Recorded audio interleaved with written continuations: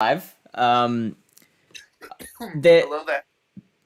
We're a team Screen share. of dedicated, passionate content creators here at Palatown. But there is one thing that is true for pretty much every piece of content that we do, which is that there is always at least one technical issue, and often it is major. So I hope we've fixed it. Apologies for the rough start. We're gonna get back into that set number 2 from the start of the set. And Hate yes, hate to break it to you, but you need to screen share. yes, I do need to We're do that, also don't down I? to a whole 16 viewers. Yeah, that tends to happen in a situation like this. But they'll be back. They'll be back. Hopefully. All right, so There we you go. should be seeing that screen again. Yep. Is loading. There we go. Much better. Yep, we're back in now. All right, excellent. Yeah, I seem to be moving a little better. Yeah, awesome. I would like to have given a bit of warning before the stream just shut down very suddenly. But I think we're good now. All right. Okay, All so right, you we're can gonna get go back into live battle and 2. explain yourself. Good luck. Just say another blackout happened. Yeah, right. Okay, I mean, this should we looks a just start the little battle bit again? better, Let's to be do it. fair, so... Yeah, just start Yeah. that battle. That's that battle again. It's starting from Oh the my beginning god, of the what's set. gonna happen? I bet he's gonna swap here. Yeah, and then the Oh. counter swap. I am so good at this game. I am predicting everything. And you already knew the move set from this Cresselia was unusual to begin with, didn't you? Exactly. I knew it wasn't running grass knot. I mean, I think you told me, Shock. Italian. So I think we have to share the Nostradamus credit here. But Yeah. we can see this Vig is just farming up, and I was gonna say this before our technical issues, but we're already seeing shields. I think both these battlers are going to be aggressively shielding here in order to keep alignment. Especially since Creaser wants to keep his Vigoroth aligned to that Macargo. Am I getting deja vu? I'm getting deja vu, I think. Don't know Kinda. why. Kinda. You mean with the technical issues or with this battle? I can't tell. Well, I really don't want to have. I don't want to have deja vu with the technical issues. I tell you what, I don't want a repeat of those.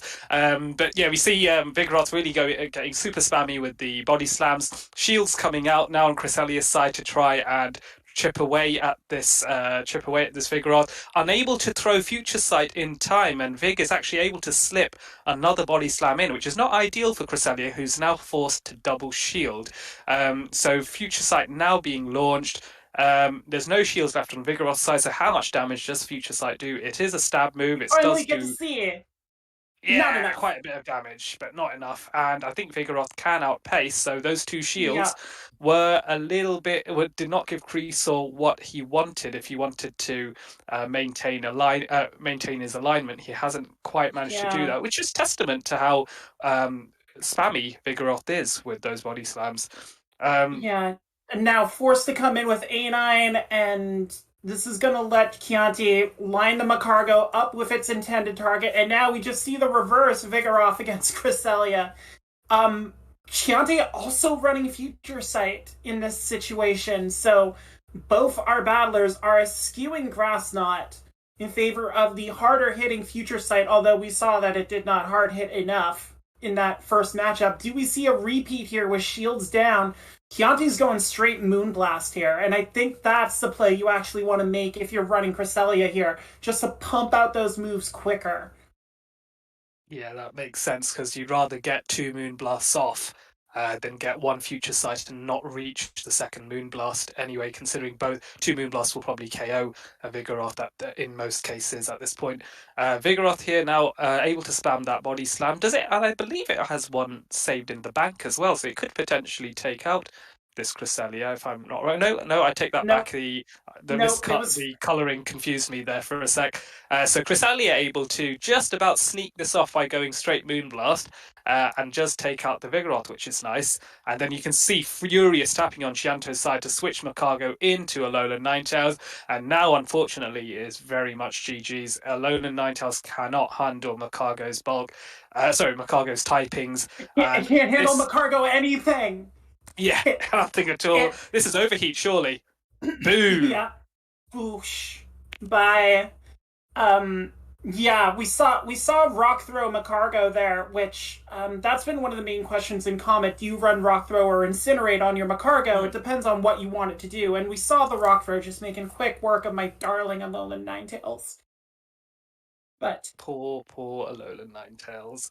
But yeah, Macargo, and also a benefit from the buff with Rock Tomb as well as having Incinerate. So now it really does have a choice. I think Incinerate is usually a more popular move in most cases, but in here there is very much an argument for Rock Throw. So now we get Mew into Cresselia, and is it a Shadow Claw shiny. Mew? It isn't. It isn't a Shadow Claw Mew, I'm afraid. Nope, So it's Volt Cresselia. Switch.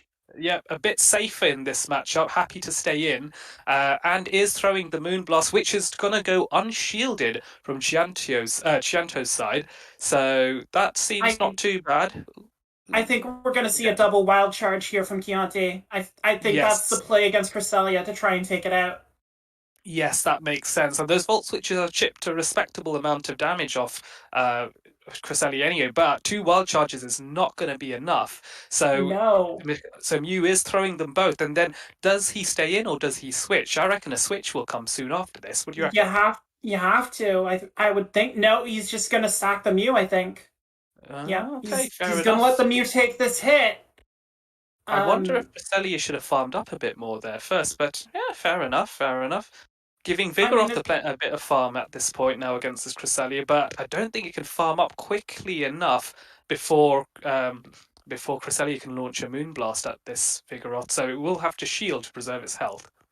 Yeah, but this might be a worthwhile shield here just to get all this energy coming up. And we see the backline for Creaser very vulnerable to counter here with that double normal of Vigoroth and Diggersby. And now with the Mew gone, that's Diggersby's target eliminated. Unless, Creaser's thinking Chianti's got the Macargo in the back. And we see the Vig mirror here. And Chianti's just wasting no time firing these body slams off. And this mirror, mercifully, is a quick one. So we'll see if Creaser, first shield comes out on Vigoroth, trying to protect what the energy situation that he got, bringing this Vigoroth in. But this is going to be tough, not knowing what's in the back here. Oh, and a shield from the other Vigoroth side as well, which isn't playing in Creasor's favour, because now a farm down can potentially occur, and that's not great, because now all that's left is Diggersby against a loaded Vigoroth as well, and we know that there is Cresselia in the back to deal with as well. Diggersby going to really struggle to defeat both these two Pokemon. It does not have any fast move pressure at all, desperately trying to rush to the Fire Punch before another body slam comes through, but unfortunately is outpaced. So more chip damage, which is making Diggersby's life a lot harder. CMP tie here to force to finally get that Vigoroth out of the way. Yeah, but I think that body slam that's going to decide here, even without Grass Knot on Cresselia, which is usually what you want against a Diggersby. This bunny rabbit doesn't have the carrots to last against a goddess of the moon like Cresselia, so it can get this Earthquake off. Does it even take it into yellow? No, not even close. Not even close. So, Cresselia is going to get these Moon Blasts off and force the final shield out of Creaser, but this bunny's fighting an uphill battle and might be heading back to the hills very shortly. Cresselia is going to win the race to Moonblast, and this is going to be jam done. Indeed, it will be, yes. Unfortunately, just too much for Diggersby to overcome once the Vigoroth Mirror matchup was lost, sadly, by Creasel's side. So yeah, that was a bit of a shame for Creasaw. Really excellent play by Chianti there to win that matchup and make sure that he had something nice and bulky in the back that could handle anything thrown its way once the Mew was out of the way. So very well played there. Japan starting to run away with things a tad. A little bit, an early 4-1 lead there. Creaser's gotta try and stop the tide here, and this is the way to do it. Putting Vig on Macargo in the lead is usually a solid strategy. Chianti's gonna bring in Vig, and Creaser counters with Ninetales, but this is a problem because Alolan Ninetales doesn't actually counter Vigoroth because those body slams add up quickly and it's taking neutral from counter. So Vigoroth actually wins this matchup in any even shielding scenario. I suppose it's just a question of if you double shield, you could probably charm this down. But Creasaw underpowering a little bit in order to get some additional farm, and underpowers it quite well. But downside, doesn't actually allow the Vigoroth to get the body slam off. So this worked out really huge. nicely. Yeah, that's really nice. Huge. Really nice. But now Macargo's going to come back in. Yeah, but Alolan Ninetales has done its job. It's taken out of Vigoroth. It's so Creaser can basically sacrifice A9 here to the altar of Macargo. We see some lag here. Niantic getting involved, and Creaser didn't get the move off. That is a shame, but nonetheless, Vigoroth can come back in, and it has kept the Mandibuzz safe from that Macargo as well, which is really nice. So will Macargo stay in? Macargo is actually going to throw a move. Is he going to tease the shield away? Creasaw is aware that this overheat is coming, and he goes, nope, not today. Vigoroth is staying safe. Immediate switch, and this is now looking quite good here. Mandibuzz really strong against Cresselia. Does have to respect, though. Cresselia has got a 2-shield advantage, and those Moonblasts are super effective. Going for a nice bait move here, which I think is a good call, considering it will tease the shields. So this is quite good. It is a small advantage because the difference between Foul Play and Aerial Ace isn't that big in terms of energy cost. I think this Mandy's on Dark Pulse. I think that's why Aerial Ace came out, because I think this Mandy's on Dark Pulse. Ah, well, that changes things. Yes, you're quite right. Yes, I didn't even notice that. Yeah, so now I had to think. It's because Aerial Ace and Foul Play are even energy, so you throw the Foul Play anyway. But yeah, here comes Dark Pulse, and that is shielded as well. Yes, so now this is looking a teeny bit better. Now we're in a shieldless scenario. I think Mandibuzz will still struggle because that 2-shield advantage is still so major on a bulky Pokemon like Cresselia. But what's nice is Mandibuzz is able to get 1 Dark Pulse off, which is a nice healthy bit of damage on the Cresselia, which is what Creasaw really wanted at this point. Still, how bulky is that Cresselia? Wow. She's thick. She's a thick girl. And Chianti has to throw the Moonblast here so that Creaser doesn't get this Foul Play off. Or Dark Pulse. I made the call. I'm even mixing the moves up. Sorry, that's my fault. Yeah, but no. Vigoroth coming in. You can see Chianti trying to catch on the Macargo, but Creaser knows the advantage he has. He is going to go for the Body Slam here. Which even resisted, it should be enough to polish off Macargo. Yes, it is. And the second one for Cresselia.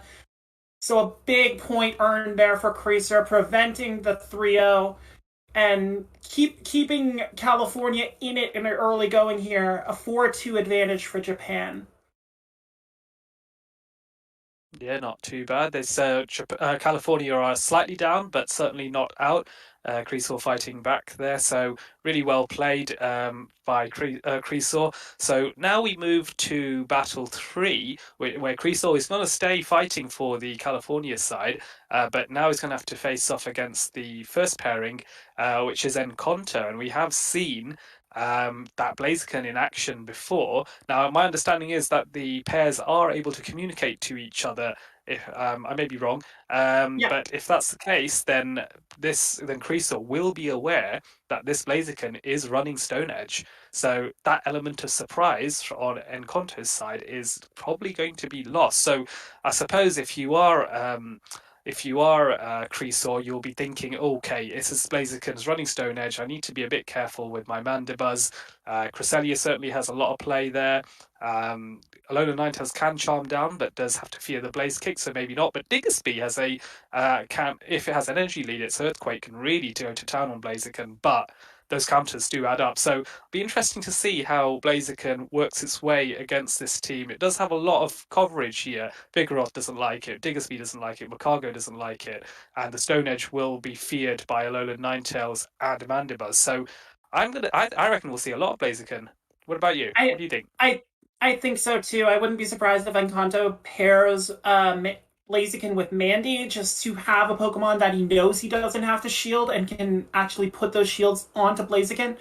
Creaser's going to know that Encanto's Mew is on Volt Switch as well, so that may incline him to bring Diggersby just to have a resistance profile against those Volt Switches. Which again, depending on alignment here, Blaziken can work on Diggersby. Mandy can do work on Diggersby. Vigoroth can do work on Diggersby. Alignment's going to be a key factor in all three of these battles we're going to see here, and just who can get the read, who can go for. You have Mandy on Crest. That's a pretty good read for Encanto, and we do see double counter in the back. Makes sense.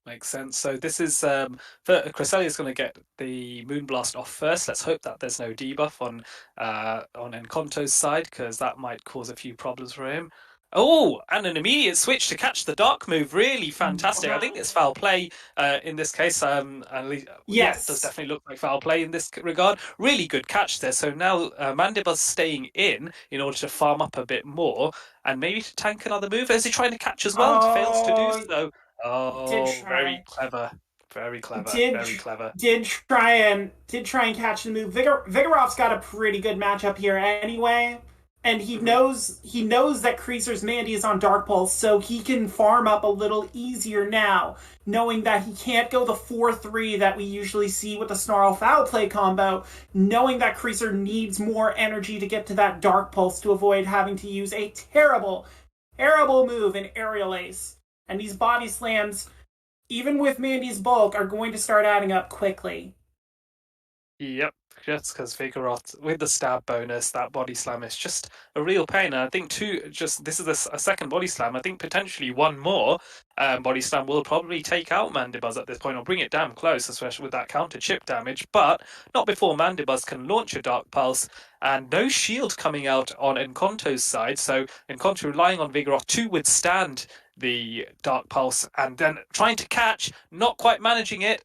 And there's a counter. Oh, switches into Mandibuzz in order to throw instead. Very clever. So good call there to not throw immediately and bring in Mandibuzz instead. Really well played. Yeah, and saving that move on Vigoroth could be key in the later matchup if one of those Glacier options comes in on Creaser's side, and this Mandy just gets to start unloading on Cresselia. Creaser's got to try and determine. Got to try and determine when he can get this move off, just to try and prevent this Mandy from doing any more damage to the Crest. And he's not gonna block this move. I don't think Crest can farm this Mandy down before it gets to another foul play. No, I don't think so either. But he's gonna try, is he? Is he gonna try? He's gonna try. He tries and he doesn't manage it. Oh, and that is one of the things you learn in Comet. Farming down with Crest is always a bad idea because it just can't do it. And now Blaziken's gonna come in, start loading up. Creaser brought the Alolan Ninetales, but he has no shields. And this Blaze Kick is going to do enough. It's gonna put A9 in a bad spot. That hurts. That hurts to see. And yeah, Blaziken just running over this team. A second Blaze Kick coming here, but it's whatever flavor kick you deliver, Mandy's gonna go down there. Encanto grabbing the win there, and we saw saw that attempted farm down with Cresselia really decided the matchup right there. That was a lot of energy that Creaser let go to waste. Yes, unfortunately, yes, quite right. I think that was just banking a little bit too much. I question whether maybe the issue was there was not an alternative win condition, so he had to go for the farm. So perhaps recognizing that if that was the only win con, then you can't really blame him. But then it's always not ideal to be in a situation where you're having to farm something down where you're not sure you can do it. So very unfortunate. If it, to be fair, if he had managed it, it would have been a very ridiculously hilarious win. To say, oh yeah, I won by farming down a Mandy with a Cresselia with running Psycho Card. That never happens. So would have been very cool to see, but sadly not to be on this occasion. And Konto is able to take that. So Mandy oh Mirror goody. Oh goody. will be here for a wee while. Slightly longer. Shoot, we might get all the Hisuimons released by the time this one's over. Yay! And the so trying to catch him, trying to like get out of this stally matchup. One thing is though that this is the Dark Pulse Mandy on Creasor's side versus the Vigoroth. So and now an immediate switch out here, not immediate. It's like having throw the Cresselia in to try and answer this Mandy after soften up the Vig before Cresselia comes in, so that alignment can potentially be kept. So now just rushing to try and get another move off, but not before Vigoroth is able to throw a second body slam and chip away a little bit more at Cresselia's health. Now the question is whether after farming up a bit more, whether Creaser will throw Future Sight, but no, he opts to choose Moonblast instead, which, considering now Encanto is shielding, is probably the better outcome here, so that's nice.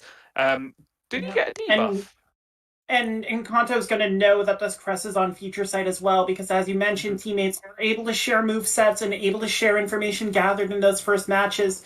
So he wants this Crest gone, because this Crest is probably the biggest threat to Blaziken that Creaser can bring in. We saw how Alolan Ninetales struggled without shields to handle Blaziken, and that Moonblast might just get the alignment Creaser needs.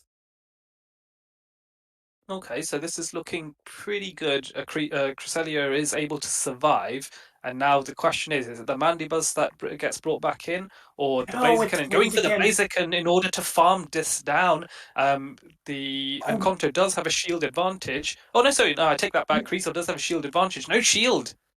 Is there no shield on a Blaziken, really? Yeah, wow, well, Moonblast is neutral because of the fire typing, but still, Blaziken very paper. And oh, yeah. And I think that was a huge mistake from Encanto there. You have to think after Creaser brought the Alolan Ninetales in that first match that it be coming back. Mandy's going to come in, get that second shield, but you can see Creaser's keeping both of them for that Alolan Ninetales. And the second Mandy comes in, here's the Charmer, and this is going to be rough. Mandy can withstand a lot of things, but Charm is not one of them.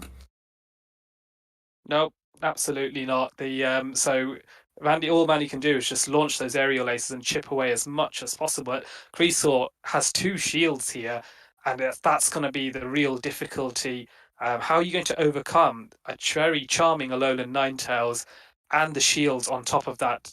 You can see Mandibuzz is just throwing as much damage output as it can, but it's just slowly tickling. Alolan Ninetales still not going down, and now launching its own own Weather Ball, which will probably either KO or take it so close that it can be farmed down soon after that. Yeah. Not able to get another move off, and now we're just stuck with two shields with a Blaziken that's not even going to survive one charm. You could see that. You could see too that Blaziken had two Blaze Kicks. Almost locked and loaded. I think Encanto needed one more counter, so that explains why Creaser was just letting the aerial aces keep washing over that Alolan Ninetales. But again, pulling back a big point, recognizing how valuable that Alolan Ninetales was once Encanto brought in the Vigoroth, and putting himself in a position to maybe draw this match closer to level after our third of 16 battles. That is brutal. Macargo onto Golbat. And It's it an is an incinerate incinerate Macargo for Creaser, so he's getting to those moves quickly. Early shield from Encanto. Is this just a Poison Fang scenario? Or, oh my god, that backline doesn't want to see any part of Macargo. Encanto has brought a lion that is just so weak to this snail. Oh gosh. Oh yeah, absolutely. Yeah, it's like that. Macargo is a core breaker. What is going on with that line? I suppose this is what explains why Encanto is choosing to stay in this matchup, because as long as Golbat shields, it can withstand the stone edges for a little bit. But this is big. This is really big at this point, because now we have this amazing I don't think Creaser situation. knew. Yes, I don't think Creaser knew it. Creaser knew. But he was just going for it. But the switch on Encanto's side is very clever to get some farm in and protect his Golbat in the future, which has a better matchup against the Vigoroth. So now Vigoroth has come in on Creaser's side to try and chip away at this Mandibuzz. Mandibuzz just going to, I think, soak up as much damage as possible and go down in order for maybe Golbat to come back in later, doing a respectable amount of chip damage with this foul play, which is actually going to go shielded on Vigoroth's side now. But the Mandibuzz will now go down, not able to get another move off, sadly. So no-brainer here at this point. You bring in the Golbat, which is going to resist the counters very heavily, but not. The body slams are not appreciated by Golbat because the bulk on it isn't as good as, say, Mandy is. So this is not ideal. I'm looking at this from Creaser's side, and that shadow ball that it took might just be a deciding factor here. These Vigoroth counters are double resisted by Golbat, so it's gonna throw these body slams, get this Golbat out of the way. And he has a very, very full Cresselia to deal with this Alolan Ninetales. Who's coming in, and it might not matter that the Macargo took the Shadow Ball, especially since Cresselia can pump out these moves so much quicker than Charmaine. There's the final shield for Encanto. It's just going to be a matter of if he can keep the A9 up long enough to be able to whittle away at this Cresselia, knowing that Creaser still has Macargo ready and waiting, even in its reduced capacity. Yeah, it will still be able to get off one Incinerate, I reckon, that Macargo, if it does get lined up against the Alolan Ninetales. But unfortunately here, Alolan Ninetales not able to keep up enough energy and has to tank another Moonblast here. And so now just trying to charm a little bit more and then launch this Weather Ball, which will finally take out the Cresselia, underpowering a little bit on Encanto's side, maybe to get a bit more farm in place. Yeah, that seems about right. So another charm comes in, and so that works out quite nicely, but has to deal with the Vig, has to deal with Macargo. Vigoroth does come in, and is it going to be able to get to a Body Slam in time? It is able to get to a Body Slam in time, and that will end this match, I reckon. One charm away to get that Vigoroth down. It just wasn't able to churn out enough damage. Creaser takes the win, and that is going to add to California's tally and even up this matchup a little bit more. I think it's now 5 for Japan, 4 for the California Republic, or am I wrong on that? Yeah, you are correct, Adelian, and that was a lot closer than I think it should have been. As I said, I think that's play recognition right there. Once Encanto stayed in with that Golbat, I think Creaser had to know how valuable that Macargo was. And yeah, it's on Incinerate, so it's slower, it's less flexible. But with Encanto staying in with that Golbat, that has to let you know that, okay, I need to keep this Macargo. I can throw a Cresselia to stall for time if that Mandy came in as it did. But Creaser got the win, so I can't really say anything. Eking it out, very, very close there, but well played, Creaser. Commiserations to Encanto, but Japan still leads, so it's very much in from California's perspective, it's all on them to try and even the score out a little bit more. So yeah, there we have it. I think now we're going to wait for the next pairing, which will probably be the other two. There we are. The other two gentlemen coming in, so I can go grab a drink. They need to get the ice candy off the string. They need Take to get a- the eye take candy a off little the break. screen I for a believe you've sec. deserved it. Just let people refresh, cool down after seeing me and Adelian for the first hour, and we'll catch our breath. I'm gonna be polite, but all right, fine. You have to be polite with me. I'm the Canadian one. Yeah, sure. Anyway, Ilya, that was quite an intense couple of games there. Yeah, What do you think's being going a to dream in happen? the end there. It's what IV dependent, and he loses if that charm KOs him because he's going to hit the weather ball on the It's just insane. And real knowledge of your own Pokemon and your IVs and what they can and can't take to throw them in against something else. So, but we've got Crystal Blue Pepsi, who I have played up against. He's very good. We've got Biru Sama, who unfortunately I haven't played up against. I don't know if you've had the experience. I haven't played either of them, actually. Well, a little bit of a new experience for you then. What are we making of the teams here? What do you think's coming in? Before, but yeah. The Drifloon is, first of all, very interesting. Haven't seen that yet. I think the whole month I haven't seen a Drifloon. I love something that just shuts down a big safe swap. Yeah, it does. However, the Obstagoon is still fairly bad for it, and Mandibus makes it also not as good. However, I do like both sides Vigoroth. Beirut Sama's more, obviously, because Pepsi doesn't have a ghost type. But yeah, even with the Drifloon is kind of pressured by the Mandibus especially. Looking at Pepsi's Vigoroth, you've got the A9, you've got the Mandibuzz, you've got the A9 Drifloon. is okay though. A9 and Mandibuzz are very much playable. They are, but they can also wall it depending on how many shields and what you're wanting to do with it. So I wouldn't really be thinking that the Crystal's going to be using a Vigoroth safe swap in here, but well, should we find out and see what happens? Let's get it. We do see the Mandibus we've got mirror match. the worst mirror match. Although one is Air Slash. Does have the Air Slash. Yes, Pepsi does have the Air Slash to accelerate this matchup ever so slightly. However, the matchup is surprisingly good for the Snarl Mandibus due to its spammy nature. Yeah, of course. It's the difference between fast move pressure and spamming out the charge moves, isn't it? Really. Although I would note that that Birasama's is running Dark Pulse instead of Foul Play. Looking at the energy generation there on the two moves. Yeah, we have seen Dark Pulse before. However, it's quite interesting to see it again. We do see the Obstagoon into the Aerial Ace. Aerial Ace will do a bit, but not too much. As it looking at the back, we've got a Gyarados switch. Oh, we have the And Dragon I know you know how much I love. Which is. I know you know how much I love Gyarados. Yeah, we both do. We both do, mate. Yeah, we do see the Night Slash. It almost 2-hit KOs.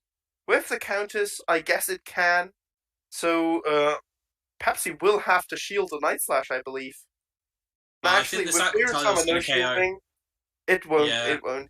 I highly doubt it will. But the Dragon Breaths definitely will. The Dragon Breath afterwards might. Oh, no. Right? Yeah, you underestimate the Obstagoon bulk. I do. I really don't like Obstagoon as a Pokemon. Whenever I have the opportunity to use it, I try my best not to. Oh, that was close as hell. There we go. So Gyarados... for the Mandibus, though. Or potentially the A9. Switch. I do believe he will come in with Mandibus here. No, he's coming with A9. With their A9. Charm A9 as Which well. Which is good because it means that Aqua Tail doesn't get off.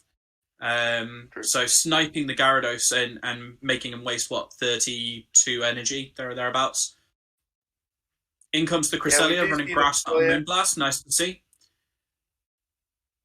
Yeah, no future. We can't really bring in. He can't really bring in the Mandibuzz against an A9, can you? I believe Beirut-sama's best shot at this game is probably catching a Grass Knot.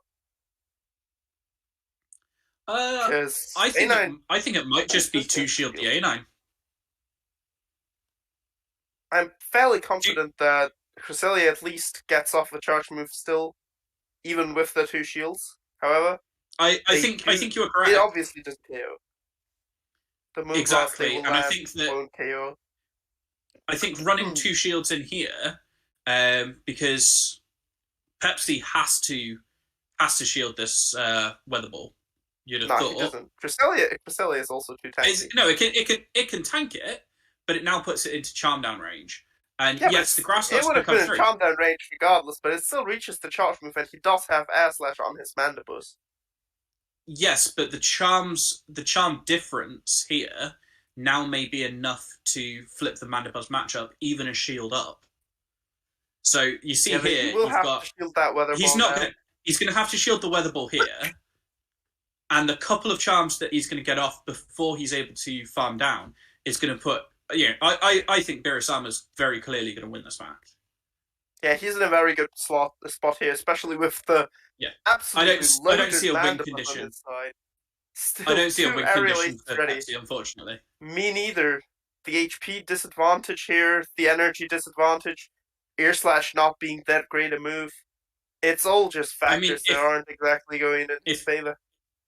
If Mandibuzz learned, I don't know, Moonblast or something like that, Rock Tomb, or something super effective back at the other Mandibuzz, then maybe. But no, using neutral aerial aces, which is just a terrible move. And I mean, I think we're even going to see a snarl down here, which is just the worst of feelings. There we go. And nearly a timeout. Slight overtime, but that's okay. Unsurprising with the Cresselia and the Mandibus Mirror especially. You see that we saw the Alola Ninetales pivoted, came in very, very useful there. And I do actually agree with that, because there's not a lot on Pepsi's team that wants to take a Charm Ninetales on. The best matchup really is the Cresselia and the Big. No, but I mean, we're not here to fix the game. We're here to shoutcast on it. So we see Obstagoon into Vigoroth. A little more neutral than you might originally think, but making good use of this Mandibuzz safe swap. They did start even on energy, so that's always interesting to see. Vigoroth normally has the energy advantage on this matchup. Yeah, Mandibus easily tanking, throwing the first Dark Pulse off the set, if I recall correctly. Let's see if it gets shielded. No shield. I do believe he will be able to 2-hit KO if he just decides to either shield the Body Slam, or I think he will definitely tank 2 more for this one and another. The question I'd be asking here is: would you go with the aerial ace here rather than the Dark Pulse? I do believe so, because actually it is shield as well. I think Snarl I feel like the shield there would be able to counter down before he could Snarl down. Yeah, but I feel the shield was always going to come up there, and maybe the aerial ace would have been a better option. However, an undertap here, no, unfortunately, just misses out on that extra move. Comes in with the Goon, into the Cresselia. This isn't a nice one. Those Moonblasts are going to really take it out. Yeah, the Night Slashes are super effective. However, we do know that Cresselia is just that tank. Oh, did he get the boost? We've got I don't think so. If he'd gotten the boost, why would he not shield the Moonblast? That's fair. However, I think Beerusama is going to be looking at a 2-shield Ninetales here, and I don't think Pepsi's going to have an answer to it. Night Slash absolutely chunking on that Cresselia. You take the move here, you come in, it's an energy dry Cresselia, you're going to be able to charm it down. The Mew in the back is not going to enjoy being charmed at, and the Vigoroth is not healthy enough for it to really matter. It does get to the Grass Knot here, that is critical. Beerusama knowing it's only Grass Knot, no stab whatsoever. Easily can tank it. It is a good chunk of damage, But 2 shields up here, this is really looking like up against the wall. So let's see what he does. He comes in with the Vigoroth, knowing that he's going to reach this body slam, and he does. Birasama electing to shield and sneak the charm rather than throwing the weather ball. He knows his win condition here is to 2 shield and charm down with this A9. In comes the Mew. He will reach... Oh, we've got a Rock Slide on that Mew. Yeah, Rock Slide definitely a good choice of moveset because it still hits the Mandibus super effective, but also the A9. It's a very good coverage move for this. Slight bit of lag there. Let's see. Both our ref brains looking at that and going, "Oh, would we consider this to be a rematch? Would we dispute this?" So here we go. Sure it would have been a death win, no? It certainly could have been. Looking at this, because I imagine that Pepsi's going to, having not snuck in between there was the win condition. How healthy is the Vigoroth still, though? Vigoroth has 2 charms, I guess maybe. the Vigoroth. I think he would survive 2, and the 3rd would only KO. So I guess he would still be able to counter down. I think I definitely want to look at it closer, just to see whether or not, I'd like to look over that frame by frame and see exactly what happened rather than seeing it on full speed and all of this stuff. Fortunately, we don't get to because they didn't dispute it. They were fine with the results. Let's absolutely go to fine. the next Absolutely fine. It's just us being us. Yeah, it's never going to change. So we've got the Cresselia into the Mandibuzz. Now, this obviously is the Snarl Mandibuzz. Now, yes, you've got Moonblast coming in, but you've also got Dark Pulse coming in. Dark Pulse? Dark Pulse. It's Dark Pulse or Barasins, yeah. Yeah, Dark Pulse almost 2 KOing with the Snarls. He can farm down, and he can easily tank 2 Moonblast, because Mandy is just that tanky, and Cresselia just doesn't have but he catches the Dark Pulse. He catches the Dark Pulse, however... I'm not sure whether that's favorable, as he didn't sneak in, I think. Oh, straight into the Alolan Ninetales. He can just charm down with 1 shield. In that situation, would you have liked to have farmed up a little bit of energy, or do you think switching straight away is a better option? I think switching straight away is the better option here, because the Vigoroth is only able to get to 1 more body slam because of that. No, that's fair. And sneaking the charm through is obviously very helpful here. It will deny a counter coming back, meaning you only take the 1, you don't take the 2. You would have actually whether taken or not 3. that is critical. Exactly. Well, yes. Yeah, fair enough. So saved 2 counters worth of damage. Mew doesn't really want to counter down, farm down, and Cresselia can't. Cresselia is a really good way to absorb the energy that comes in, though. These ice weather balls, they do hurt. The charms are going to add up, but you're going to throw the grass knot probably here. Yep. Catches it I just want to point out, we do have double dark against double psychic. Yeah. Beirut-sama did bring his Obstagoon ABA in the back. However, he is in a shield disadvantage, and Cresselia does have that Moonblast. But we also know that Mandibus can tank 1 still. To be fair here, the Mew is kind of looking a little bit dead. Even with Wild Charge, that thing it's really tough to take out. Focus Blast the goon out of nowhere. It doesn't know it, but it can learn it. Yeah, I mean, I'd love to see it, but it's pretty much over. Oh, aerial ace bait. I'm curious. Oh, and he calls it as well. Is that going to make a difference here? Because now the Mandibuzz is. Oh, I don't think it quite dies to it. It's it just ranked it, doesn't it? Yeah. Yeah. Switches into the Mew looking to Shadow Claw down, but that just feels bad. Shadow Claw also doesn't do any fast move damage against the Obstagoon. Has to shield the Dark Pulse. 2 Night Slashes will easily KO. However, 2 Rock Slides won't, unfortunately, as it does do less damage than Wild Charge, obviously. Also, he goes for the instead of the any thoughts? Any thoughts to a Rock Smash Mew just to take out Obstagoons? I feel like I have the same thoughts about that as I have about Rock Smash Azumarill. Hell no. Yeah. Yeah, that sounds about right. I'm just being, me. Azumarill is probably the reason why fairy types are banned in Guardian, by the way, because with the Rock Smash it would be eligible. Yep. But they've also banned a lot of its you got the unnecessary boost. Unnecessary boost. As always, whenever people get the boost, it is unnecessary, except when it's against you. Yeah, then it just feels bad, man, doesn't it? Right, I once got a double boost when the game was already over. That didn't feel good. So Birasama had the Alolan Ninetales, which is really tough for Pepsi to answer. And I think that's the pivotal point here.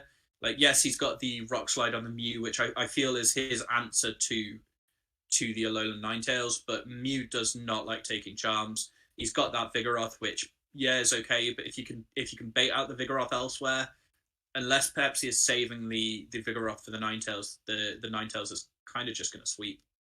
Yeah, Pepsi's team is super spicy in that regard, as essentially everybody has at least one fire type, and Pepsi just opted to not go for one and instead bring his Gyarados. I mean, I like Gyarados, but it's not an Alolan Ninetales answer. Yeah. Even if it had Waterfall, it wouldn't be. Okay, there we go. We see 3 fire types over 2 people. That is much more like it. Main series games, Gyarados can learn Fire Blast. I mean, it can also learn Dragon Dance and just run wild over anything. Alright. Fair enough. Yeah, alright, fair. Alright, I'll concede that. So, Cool Kid is running Makago, Mandibuzz, Vigoroth, Obstagoon, Mew, and Pelipper. So a nice balanced team there. 2 flyers, 2 counter users, an anti-flyer, and a Mew. Against... Yeah, there is definitely a pattern, especially with the double counter strategy, which we've also seen a couple of times now. Usually one of them is Vigoroth, and the other one is either Goon or Blaziken. Usually Goon. Blaziken, a bit on the spicy side, but definitely has its merits, with the potential Stone Edge to absolutely obliterate the flyers. Ariva is running Blaziken Vigoroth as his double counter users, along with Makago for double fire, Mandibuzz, Cresselia, and Alolan Ninetales. Are we going to see Alolan Ninetales cause similar issues, or is that Makago going to put it into check? The Makago definitely needs to be aligned for it to be able to do a lot. However, especially if double it is counter Rock on that. If it is Rock Throw, it is going to be fairly fine against Vigoroth, to be honest, because it's just so... It's fairly tanky, and Rock Throw is really oppressive. Also, Makago is obviously a hard counter to itself if the other one is running Incinerate. Oh, of course, every time. That being said, have you seen what Bulldoze does to a Makago? Yes, it absolutely annihilates its life. Anyways, we do see the Charmer double counter strategy on River's side. But there is a Mew in the back here, which is going to cause... There is a Mew in the back here, which is potentially going to cause some issues. You think that Mew has got Shadow Claw, Surf, I'd guess? It's certainly got Surf. My guess which means that it's going to be capable of taking out that Blaziken in the back. I'm thinking Volt Switch, because Cool Kid kind of needs a bit of a thing that can be a bit better against Vigoroth, and Shadow Claw just would make it straight up worse.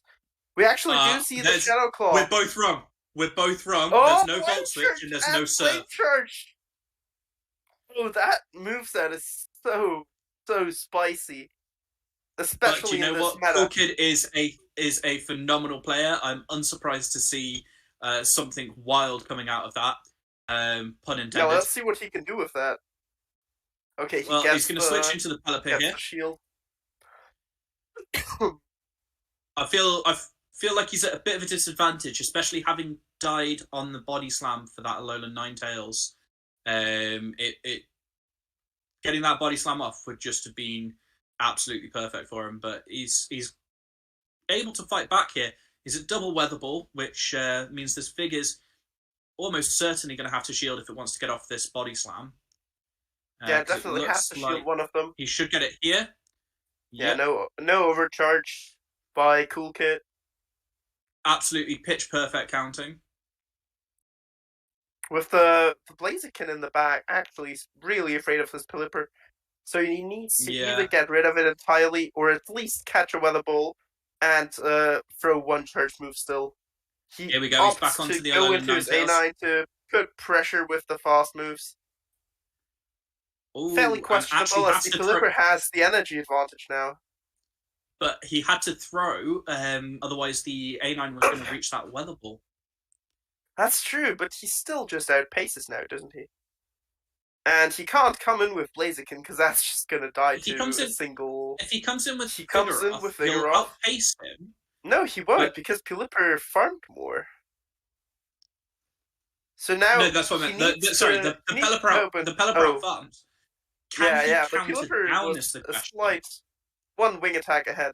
If he can counter this down with 4 counters, this is very, very good. However, unfortunately he can't. It's super close, 1 HP in a dream, but I don't think it can lift that Weather Ball, if I'm honest. IVs don't matter until they do. Yeah, and now the Blaziken just showed us how little IVs can matter with the Weather That Ball was absolutely that annihilating was it, no textbook matter from the Cool IVs. Kid. That was textbook from Cool Kid. And I mean, he came back from losing that body slam, which really I thought was critical, and it could have been a massive turning point, but he managed to pull it out there. So really, really well played. Yeah, that Pelipper was just running wild here because there wasn't a real answer to it in the back, and A9 was already looks like we've only got the one essentially side gone by here. there. Yeah, we do see So- the A9 into Vigoroth again, and he does have the Vigoroth in the bag still. However, He's got he the did Vigoroth change and it the up from Cresselia in Blaziken the to back. Cresselia. Well, Cresselia is certainly more tanky than Blaziken. Yeah, definitely, and also much better against Pelipper with the neutral damage it's taking and the outstanding bulk. Yeah, the you fact see that it the can Weather just Ball? tank those Weather Balls. No Weather Ball shielded, is just and such an absurd move, and isn't Charm it, guys? Yeah, Weather Ball, even with the nerf, still a super good move, especially because essentially everything learns it. Arriva, Body Slam. Arriva, whatever his name. Let's just go with conserving the Alolan Ninetales for whatever's potentially in the back. Utilizing Vigoroth as a safe swap to help maintain his Pokemon, knowing that with a slight energy advantage, it really won't matter Fielding what that Cool Kid wild brings in. charge, still no spicy flame charge for us. Here's the Pelipper. So the charm from A9, do we reckon that's going to be better against the Mew, or do we reckon that it'll be better against the Pelipper here? I'm guessing he will use it for the Mew because Mew has the Shadow Claws, which are super effective against Cresselia. Much more dangerous than the wing attacks from Pelipper, in my opinion. However, A he slight bit might of come flag in there from with Cool it Kid, against the but- Pelipper if he is able to land a Body Slam. Oh, he gets Ooh. Hurricane! The Hurricane! Yikes! Getting his Vigoroth so- face absolutely obliterated. Yeah, now he has to come in with And his there's Cresselia. no Grass Knot. There is it's Future Sight Moonblast.